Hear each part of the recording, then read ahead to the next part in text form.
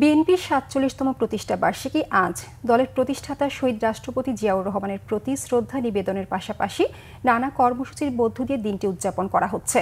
মহাসচিব মির্জা ফখরুল ইসলাম আলমগীর বলেছেন, নির্বাচন নিয়ে ষড়যন্ত্র চলছে, ফেব্রুয়ারিতে নির্বাচন হওয়াটাই বড় চ্যালেঞ্জ। বেলা ১১টার দিকে শহীদ রাষ্ট্রপতি জিয়াউর রহমানের মাজারে ফুল দিয়ে শ্রদ্ধা জানান বিএনপি মহাসচিব মির্জা ফখরুল ইসলাম আলমগীর। শহীদ জিয়ার আত্মার মাগফিরাত এবং দেশ ও জাতির সমৃদ্ধি কামনায় মোনাজাত করা হয়। পরে সাংবাদিকদের মির্জা ফখরুল বলেন, বিএনপিকে বারবার ধ্বংস করার চেষ্টা করা হয়েছে, কিন্তু খালেদা জিয়া ও তারেক রহমানের নেতৃত্বে দল ঘুরে দাঁড়িয়েছে।